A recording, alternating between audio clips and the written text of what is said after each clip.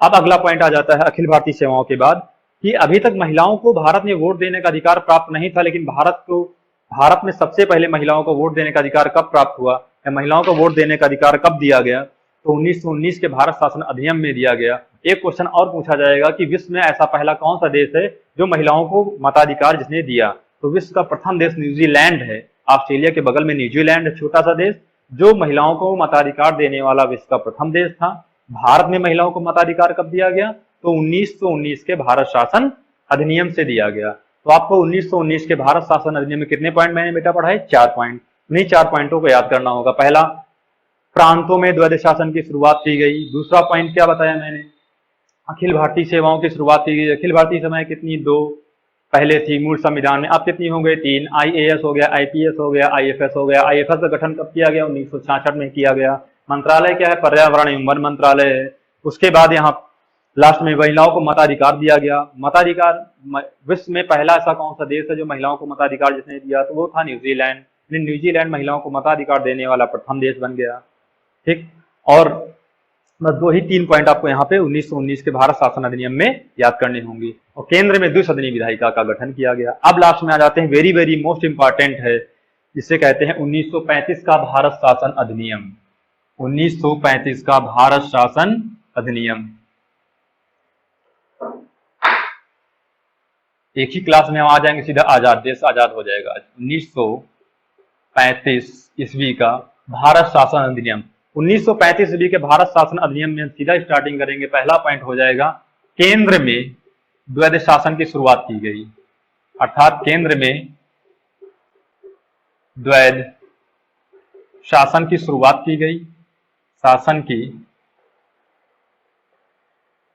शुरुआत की गई, जबकि प्रांतों में समाप्त कर दिया गया। प्रांतों में कब स्टार्ट हुआ था? 1919 में। प्रांतों में द्वैध शासन समाप्त कर दिया गया। किसमें स्टार्ट किया गया? केंद्र में, यानी सेंटर में द्वैध शासन की शुरुआत की गई। और इसी अधिनियम के तहत राज्यों में उच्च न्यायालय की स्थापना की गई। जो हमारे राज्य होते हैं वहां पे हाई कोर्ट की स्थापना किस भारत शासन अधिनियम में की गई? तो 1935 के भारत शासन अधिनियम में की गई। पहला पॉइंट बेटा क्या हुआ?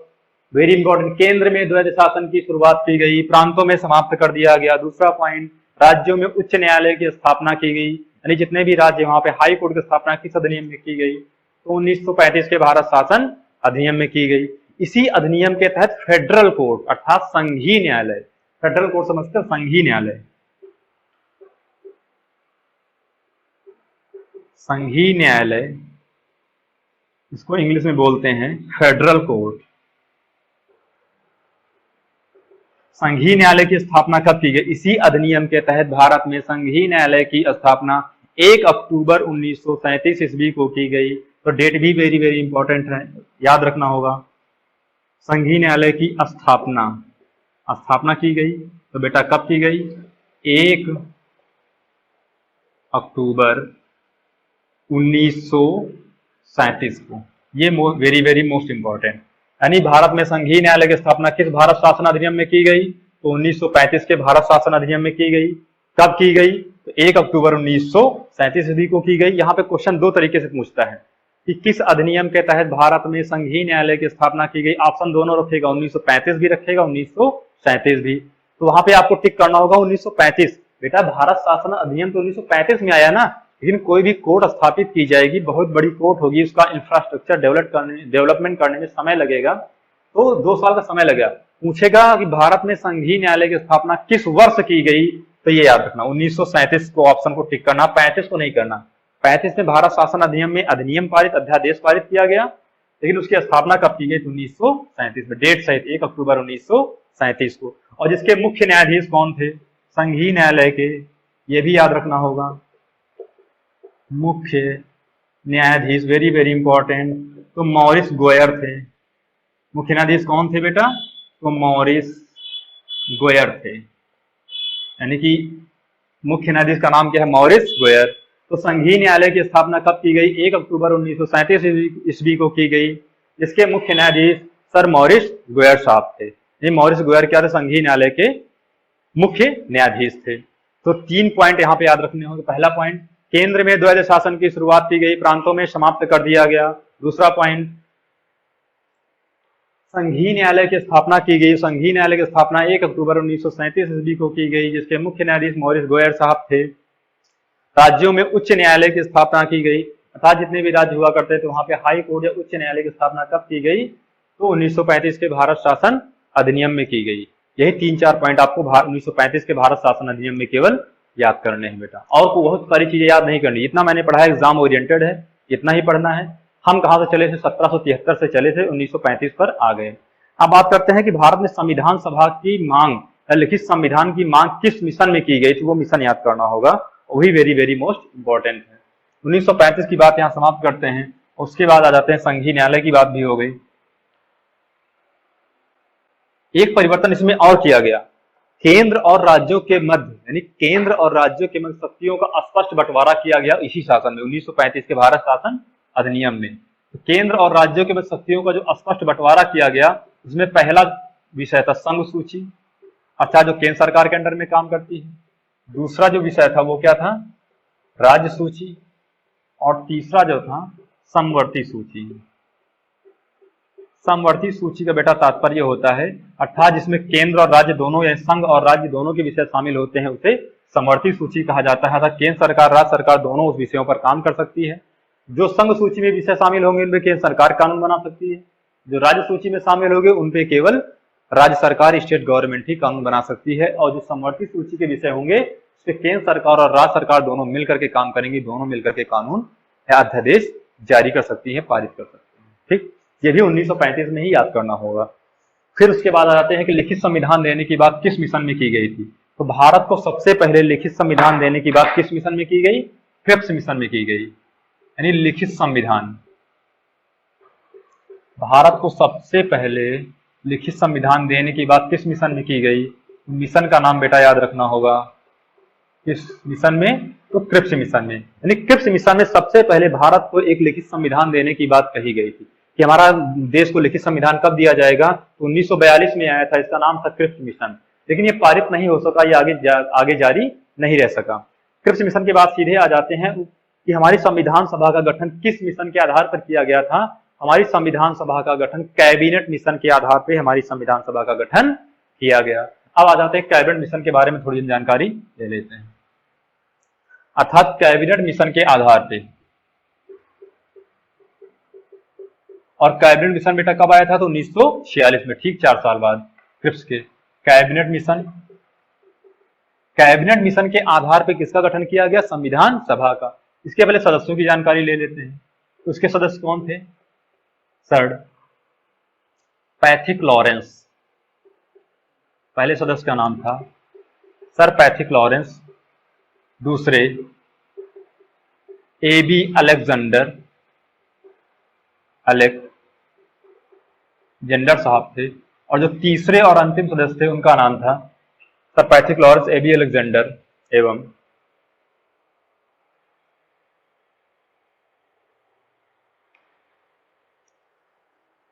एक मिनट देखना पड़ेगा यार,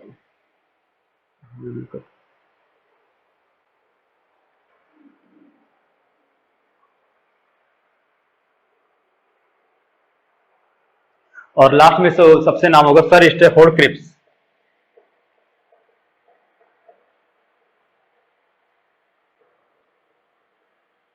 सर स्टेफोर्ड क्रिप्स।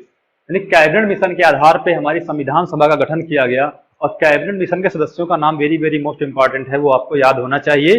सबसे पहला नाम है सर क्या, सर पैथिक लॉरेंस, दूसरा एबी अलेक्जेंडर, और तीसरा सर स्टेफोर्ड क्रिप्स। यानी इन 3 सदस्य थे, तीनों सदस्यों ने कैबिनेट मिशन के सदस्य थे, और इनकी अनुशंसा पर क्या किया गया, संविधान सभा का गठन किया गया। तो इन तीनों की अनुशंसा पर इसका गठन किया गया, यानी कैबिनेट मिशन के आधार पर हमारी संविधान सभा का बेटा गठन किया गया। अब संविधान सभा का जब गठन किया गया तो इसमें टोटल सदस्यों की संख्या कितनी थी, 389।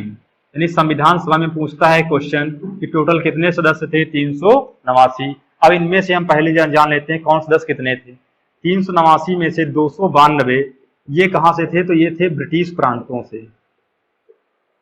ये कहां से थे बेटा, तो ब्रिटिश प्रांतों से थे। उसमें से 4 सदस्य चीफ कमिश्नरी से थे,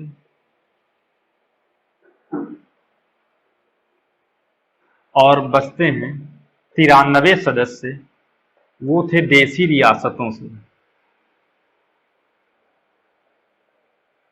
देसी रियासतों से, अर्थात हमारे कैबिनेट मिशन के आधार पर किसका गठन हुआ बेटा? संविधान सभा का गठन किया गया। संविधान सभा में कितने सदस्य होते हैं? 389 सदस्य थे। 292 कहां से थे? ब्रिटिश प्रांतों से थे। 4 चीफ कमिश्नरी से थे और 93 देसी रियासतों से। अब देसी रियासत क्या होती है, ब्रिटिश प्रांत क्या होता है, ये कंफ्यूजन आपको हो रहा होगा। इसका मैं अभी इसको यहीं पर क्लियर कर देते हैं। देसी रियासत क्या होती है और ब्रिटिश प्रांत क्या होते हैं? ब्रिटिश प्रांत का तात्पर्य होता है जहां पर अंग्रेज डायरेक्ट शासन कर रहे थे, डायरेक्ट रूल कर रहे थे, अर्थात अंग्रेज वहां पे प्रत्यक्ष रूप से शासन कर रहे थे, अर्थात वहां का शासक कोई अंग्रेज राजा ही, अंग्रेज पदाधिकारी ही हुआ करता था। देसी रियासतें वो रियासतें हुआ करती थी जहां पे अंग्रेज अप्रत्यक्ष रूप से, इनडायरेक्ट रूप से शासन करते थे, अर्थात वहां का जो रियल शासक होता था वो यहाँ का भारतीय होता था, लेकिन वो किसके पराधीन था, किसके अधीन काम करता था? वो अंग्रेजों के अधीन काम करता था। वो देसी रियासतें होती थी। ठीक, तो टोटल सदस्य 389, 292 ब्रिटिश प्रांतों से, 4 चीफ कमिश्नरी से और 93 देसी रियासतों से। अब संविधान सभा का निर्वाचन कब किया गया, ये भी क्वेश्चन पूछता है, तो क्लियर हो गया होगा। कैबिनेट मिशन के आधार पर संविधान सभा का गठन किया गया।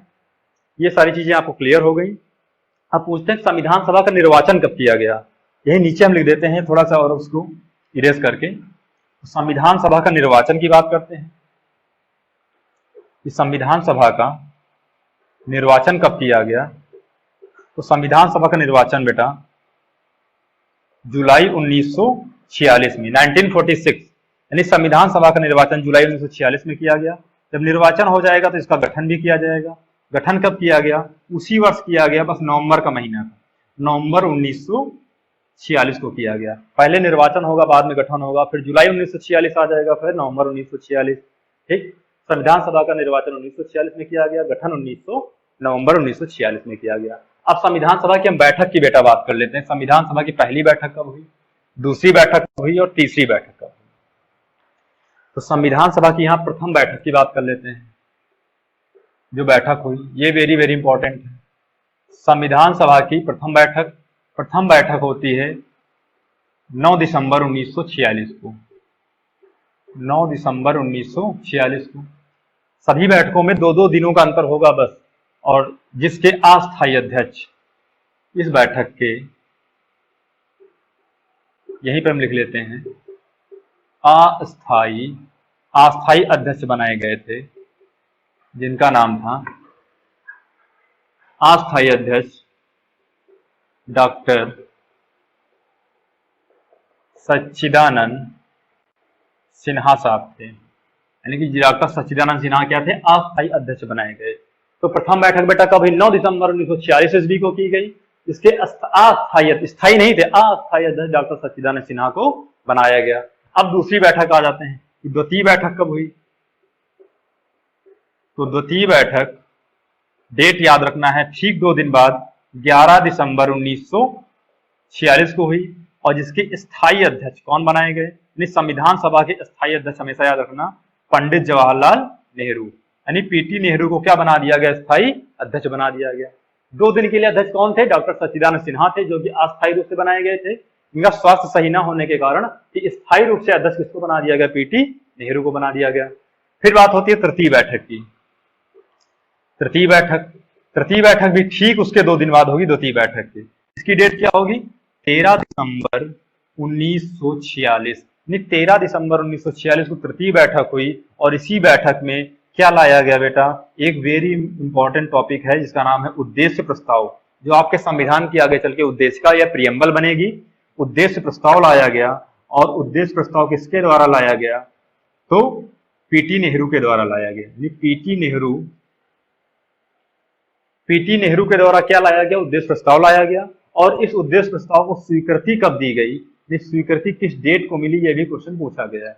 तो स्वीकृति बेटा मिली है 22 जनवरी 1947 को। ये यहाँ पे ध्यान रखना होगा। पहली बैठक कब होती है? प्रथम बैठक 9 दिसंबर 1946 को, द्वितीय बैठक 11 दिसंबर 1946 को, तृतीय बैठक 13 दिसंबर 1946 को होती है। और तृतीय बैठक में मोस्ट इंपॉर्टेंट जो पॉइंट है वो याद करना होगा, उद्देश्य प्रस्ताव लाया गया। तो किसके द्वारा लाया गया? पंडित जवाहरलाल नेहरू जी के द्वारा लाया गया। और इस उद्देश्य प्रस्ताव को बेटा स्वीकृति कब दी गई? तो 22 जनवरी 1947 ईस्वी को ये उद्देश्य प्रस्ताव स्वीकार किया गया, इसे स्वीकृति संविधान सभा द्वारा प्रदान की गई। संविधान सभा में ये वेरी वेरी इंपॉर्टेंट पॉइंट आपको याद रखने होंगे। संविधान सभा का अस्थायी अध्यक्ष किसे माना जाता है? डॉक्टर सच्चिदानंद सिन्हा को। स्थायी अध्यक्ष पीटी नेहरू को। उद्देश्य प्रस्ताव किसके द्वारा लाया गया? पीटी नेहरू के द्वारा लाया गया, पंडित जवाहरलाल नेहरू के द्वारा। और उसे स्वीकृति कब दी गई? 22 जनवरी 1947 को। पीटी नेहरू के बारे में एक बार और याद रखना, ये आपके देश का प्रथम प्रधानमंत्री कौन बना था? तो पंडित जवाहरलाल नेहरू ही बने थे। ठीक, ये 2-3 पॉइंट हैं जो आपको हमेशा याद होने चाहिए। अब बात आ जाती समितियों पर। 2-3 एक समितियां हैं, वो समितियां हम याद कर लेते हैं, उसके बाद फिर आगे डिस्कस करेंगे। इतना तो आपको याद ही हो गया होगा, उसके बाद हम रिवीजन भी करवा देंगे कि क्लास का क्विक रिवीजन कैसे आपको करना है और कैसे 2-3-4 पॉइंट आपको याद रखने होंगे।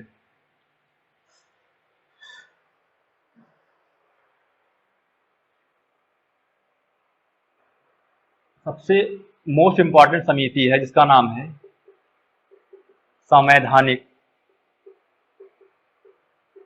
सलाहकार समिति। संवैधानिक सलाहकार समिति के बेटा अध्यक्ष कौन थे? तो ये बहुत इंपॉर्टेंट पॉइंट है, बी.एन. राव। कौन थे? बी.एन. राव, या इनका पूरा नाम बेनेगल नरसिंह राव।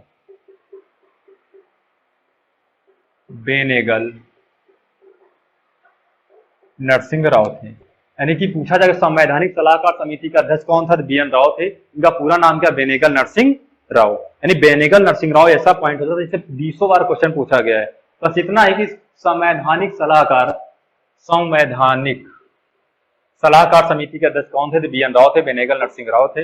अब एक समिति और आ जाती है, इसका नाम है प्रारूप समिति। Very very most important point है और बहुत ही महत्वपूर्ण समिति है, जिसके अध्यक्ष हमारे भीमराव अंबेडकर थे। इसके कई नाम मिल जाते हैं, सारे नाम हमको याद करने पड़ेंगे। पहला नाम मिल जाता है प्रारूप समिति।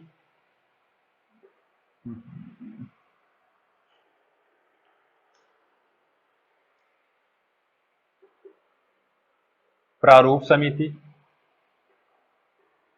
इसी को आबलिक करके मसौदा समिति भी कहा जाता है, अर्थात मसौदा। इसी को आबलिक करके पांडुलेखन समिति, हिंदी में कई नाम मिल जाएंगे इसके, पांडुलेखन। इसी को आबलिक करके ढांचा समिति। कुछ भी नाम आए तो आपको कंफ्यूज नहीं होना है, ढांचा समिति। और इसी को आबलिक करते, इंग्लिश में एक ही वर्ड हो जाता है, इसका नाम होता है ड्राफ्टिंग कमेटी। ड्राफ्ट तैयार किया गया, ड्राफ्टिंग कमेटी। ठीक, बस इतने नाम आपको याद रखने होंगे कि मसौदा समिति कहे, चाहे प्रारूप समिति कही जाए, पांडुलेखन समिति कही जाए, ढांचा समिति कही जाए, या ड्राफ्टिंग कमेटी। इंग्लिश वर्जन आप पेपर को उठा के देख लोगे, एक ही नाम मिलेगा, draft draft draft. Drafting committee ही मिलेगा सबका वर्जन। हिंदी में कई नाम आ जाते हैं। इसके अध्यक्ष का नाम पूछेगा, इसके अध्यक्ष का नाम क्या था? इसके अध्यक्ष थे हमारे बी.आर. अंबेडकर, यानी भीमराव अंबेडकर। बी.आर. अंबेडकर साहब क्या थे? प्रारूप समिति, मसौदा समिति, पांडुलेखन समिति के अध्यक्ष हुआ करते थे। पांडुलेखन समिति का अध्यक्ष कौन होगा? तो बी.आर. अंबेडकर, डॉक्टर भीमराव अंबेडकर हुआ करते थे। अन्य सदस्य कितने थे? ये भी पूछा जाता है कि अन्य सदस्यों की संख्या कितनी थी? तो अन्य सदस्य बेटा इसमें कितने थे? 6। ठीक, फिर एक क्वेश्चन और पूछा जाएगा कि कुल सदस्यों की संख्या क्या होगी? तो कंफ्यूज बिल्कुल भी नहीं होना है। कुल सदस्यों की संख्या कितनी हो जाएगी? 7। यानी एक अध्यक्ष होगा, 6 अन्य हो जाएंगे, तो टोटल कितने हो जाएंगे? 7। लेकिन क्वेश्चन पूछा कैसे गया है 2008 के लोअर पीसीएस में कि प्रारूप समिति में अन्य सदस्यों की संख्या थी। केवल अन्य पूछेगा तो, और 6 और 7 दोनों ऑप्शन रखेगा। आपको केवल 6 को टिक करना है, 7 को टिक नहीं करना है, क्योंकि अध्यक्ष के बारे में उसने कोई चर्चा ही नहीं की। जब पूछेगा कुल सदस्य अध्यक्ष सहित कितने सदस्यों की संख्या कितनी थी, तो 7 होगी, लेकिन अन्य सदस्यों की संख्या कितनी होगी? तो 6 होगी। इतना याद रखना होगा, इनके नाम याद रखने होंगे। प्रारूप समिति का है, मसौदा समिति का है, पांडुलेखन का है, चाहे ड्राफ्टिंग कमेटी का है, चाहे ढांचा समिति का है, सबके अध्यक्ष कौन है? कि भीमराव अंबेडकर। और इस समिति का गठन कब किया गया था? इसके गठन की बात कर लेते हैं। तो गठन बेटा किया गया था 22 अगस्त 1947 को। यानी इस कमेटी का, ढांचा समिति का, प्रारूप समिति का गठन कब किया गया था? तो 22 अगस्त 1947 ईस्वी को इसका गठन किया गया था। ठीक, ये फैक्ट आपको याद होना चाहिए, और ये समिति के बारे में इतनी चीजें आपको याद होनी चाहिए। यहीं पे हम पूरा जितना संवैधानिक इतिहास था उसका मैंने पूरा प्रारूप बताया आपको, और 2-4 पॉइंट जो हो जाते हैं फैक्ट हो जाते हैं, वो आपको याद होने चाहिए। फैक्ट में जैसे कि बता दे रहा हूं यहाँ पर फैक्ट में आपको क्या याद होना चाहिए और क्या याद नहीं होना चाहिए। ये पहला टॉपिक संवैधानिक इतिहास वाला पूरा हम यहाँ पे कवर करेंगे। फैक्ट हो जाता है संविधान सभा को बनने में कितना समय लगा। हमारी संविधान सभा जो गठित हुई थी उस संविधान को बनाने में लगभग कितने वर्षों का समय लगा, तो उसका समय जो कार्यकाल होता है लगभग 2 वर्ष 11 माह और 18 दिन। यानी कि हमारे संविधान सभा को बेटा बनाने में कितना समय लगता है, तो 2 वर्ष 11 माह 18 दिन, अर्थात 3 वर्ष में कितने दिन कम है, लगभग 12 दिन कम है।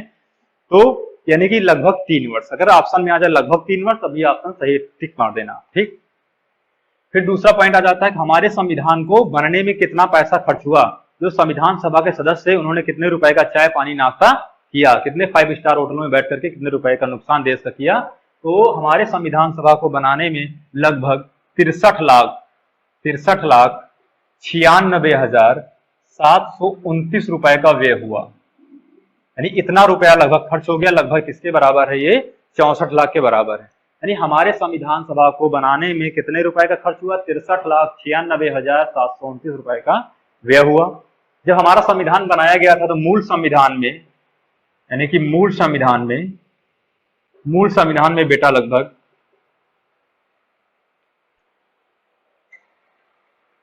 22 भाग 395 अनुच्छेद, आर्टिकल जिसे बोलते हो आप लोग इंग्लिश में, 395 अनुच्छेद और 8 अनुसूचियां थी। कितनी अनुसूचियां थी, 8। ये याद रखना होगा आपको।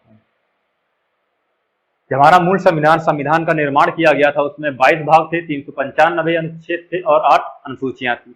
किंतु वर्तमान में कितने हैं,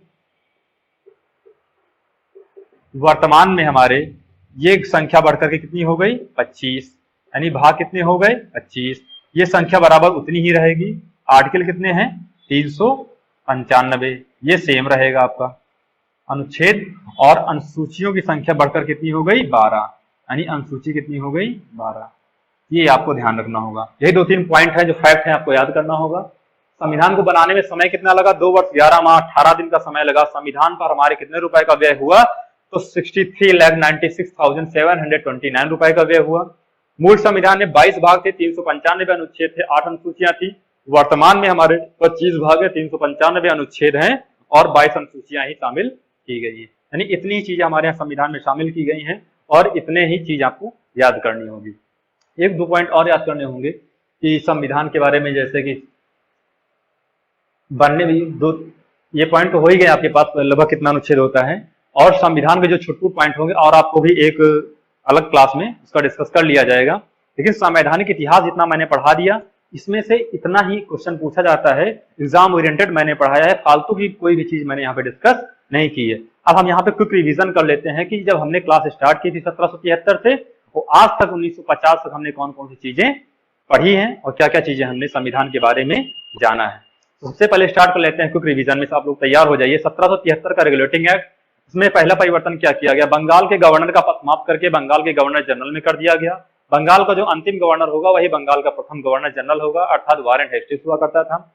इसी अधिनियम में बंगाल प्रेसिडेंसी, यानी तीनों प्रेसिडेंसी, बंबई, मद्रास और बंगाल, तीनों प्रेसिडेंसियों को समाप्त करके बंगाल प्रेसिडेंसी को क्या प्रदान किया गया, सर्वोच्चता प्रदान की गई। और कलकत्ता में सर्वोच्च न्यायालय की स्थापना की गई, जिसके मुख्य न्यायाधीश हुआ करते थे सर लॉर्ड एलिजाइन पे, 3 अन्य न्यायाधीश हुआ करते थे हाइड, लेमेस्टर एवं चैम्बर्स। ये 3 पॉइंट याद करने होंगे। फिर आ जाते हैं 1784 के पिट्स इंडिया एक्ट में। इसमें पहला प्रशासन किया गया, पहला प्रावधान किया गया।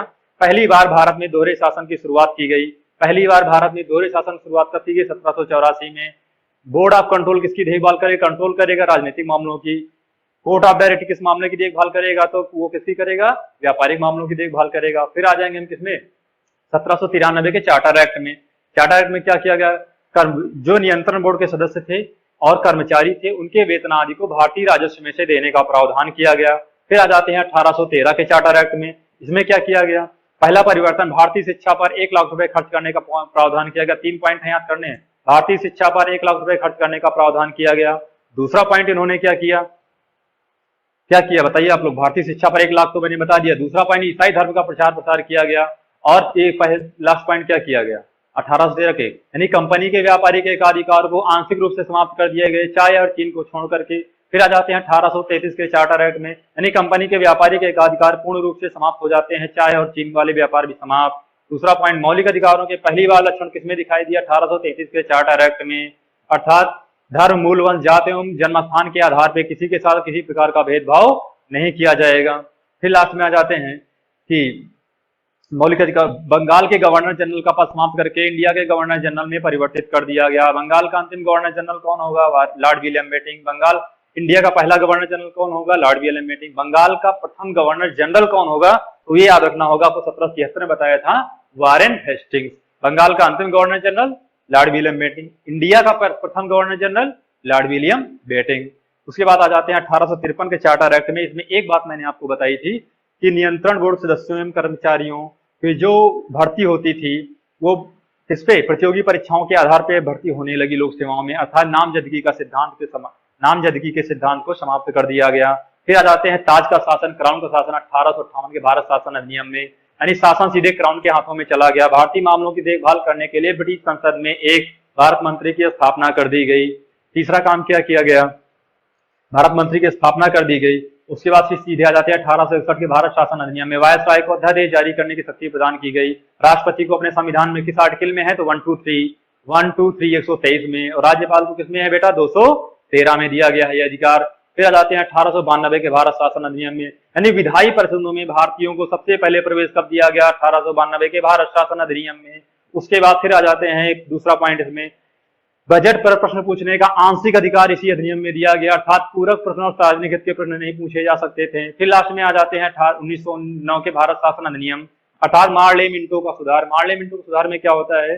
जो बजट पर प्रश्न पूछने का आंशिक अधिकार था वो समाप्त कर दिया गया, अब बजट पर प्रश्न पूछने का पूर्ण अधिकार दे दिया गया, अर्थात पूरक प्रश्न और सार्वजनिक हित के प्रश्न भी पूछे जा सकते थे। दूसरा पॉइंट, पहली बार मुस्लिम समुदाय के लिए सांप्रदायिक निर्वाचन प्रणाली की शुरुआत इसी अधिनियम में की गई। फिर आ जाते हैं 1919 के भारत शासन अधिनियम में। 1919 के भारत शासन अधिनियम में क्या किया गया? प्रांतों में द्वैध शासन की शुरुआत कर दी गई, यानी प्रांतों में सबसे पहले द्वैध शासन की शुरुआत कब की गई? 1919 के भारत शासन अधिनियम में। फिर उसके बाद आ जाएंगे अखिल भारतीय सेवाओं की शुरुआत भी इसी एक्ट में कर दी गई। महिलाओं को सबसे पहले मताधिकार भी इसी एक्ट में दे दिया गया, और महिलाओं को मताधिकार देने वाला सबसे पहला देश कौन था? न्यूजीलैंड। कौन देश था बेटा? न्यूजीलैंड था। उसके बाद 1935 के भारत शासन अधिनियम में आ जाते हैं। अब द्वैध शासन की शुरुआत कहां पे होगी? केंद्र में होगी। प्रांतों में क्या कर दिया गया? समाप्त। प्रांतों में समाप्त कर दिया गया और केंद्र में द्वैध शासन की शुरुआत कर दी गई। दूसरा परिवर्तन किया गया कि राज्यों में हाई कोर्ट या उच्च न्यायालयों की स्थापना कर दी गई। और तीसरा पॉइंट क्या कर दिया गया? राजधानी की भारत में संघीय न्यायालय की स्थापना इसी एक्ट के तहत की गई 1 अक्टूबर 1937 को, जिसके मुख्य न्यायाधीश कौन थे? मॉरिस गुयर। एक अंतर ध्यान रखना, ये यहाँ संघीय न्यायालय की स्थापना की गई है। जब मैंने पढ़ाया था आपको 1773 का एक्ट, तो वहां पे किसकी स्थापना की गई थी? सर्वोच्च न्यायालय की स्थापना कलकत्ता में की गई थी। वो सर्वोच्च न्यायालय था और ये संघीय न्यायालय है। वो कब किया गया था? 1773 में। ये कब किया गया? 1935 के भारत शासन अधिनियम में। डेट कब है? 1937। किस वर्ष की गई? तो 1937। और इसके मुख्य न्यायाधीश कौन थे? मॉरिस गुयर साहब थे। 1935 हो गया। फिर भारत को लिखित संविधान देने का प्रावधान किस मिशन में किया गया था? तो क्रिप्स मिशन में किया गया था, लेकिन वो पास नहीं हो पाया, अर्थात फेल हो गया। फिर दोबारा संविधान सभा का गठन किस मिशन के आधार पर किया गया? तो हमारे संविधान सभा का गठन कैबिनेट मिशन के आधार पर किया गया था, जिसके सदस्य थे एबी अलेक्जेंडर, स्टेफोर्ड क्रिप्स और पैट्रिक लॉरेंस थे। और संविधान सभा के सदस्यों की संख्या कितनी थी? 389, 389 थी। 292 कहां से? ब्रिटिश प्रांतों से। 4 कहां से? चीफ कमिश्नरी से। और 93 कहां से? देशी रियासतों से थे। इसका निर्वाचन कब हुआ? जुलाई 1946 में। और गठन कब किया गया? नवंबर 1946 को। नवंबर 1946 को इसका गठन किया गया। गठन के बाद हम सीधे आ जाते हैं संविधान सभा में। संविधान सभा का गठन 1946 में किया गया, और गठन के बाद सीधे आ जाएंगे उसमें छोटे जो तथ्य हैं वो याद कर लेंगे कि प्रारूप समिति का अध्यक्ष कौन है? डॉक्टर भीमराव अम्बेडकर। अन्य सदस्यों की संख्या कितनी थी? 6 थी। कुल सदस्य कितने हो जाएंगे? 7 हो जाएंगे। संवैधानिक सलाहकार समिति का अध्यक्ष कौन था? तो बेनेगल नरसिंह राव थे। कौन था बेटा? बीएन नरसिंह राव या बेनेगल नरसिंह राव। अब संविधान सभा की प्रथम बैठक कब हुई? 9 दिसंबर। ठीक 2 दिन बाद दूसरी बैठक 11 दिसंबर। ठीक 2 दिन बाद 13 दिसंबर। 9 दिसंबर, 11 दिसंबर, 13 दिसंबर, 3 डेट याद करनी होगी। पहली बैठक, दूसरी बैठक और तीसरी बैठक। पहली बैठक के अध्यक्ष कौन थे? अस्थायी डॉक्टर सच्चिदानंद सिन्हा। दूसरी बैठक के स्थायी अध्यक्ष कौन हुए? डॉक्टर पंडित जवाहरलाल नेहरू। और तीसरी बैठक जो हुई उसमें उद्देश्य प्रस्ताव लाया गया जिसे 22 जनवरी 1947 ईस्वी को स्वीकृति प्रदान कर दी गई। इतना याद करना होगा। ठीक बेटा, इसमें किसी को कोई कंफ्यूजन? संवैधानिक इतिहास के जितने महत्वपूर्ण प्रश्न थे मैंने आपके साथ डिस्कस किए, उनका मैंने कुछ रिवीजन भी कर लिया। Thank you very much. और उसके बाद अगली क्लास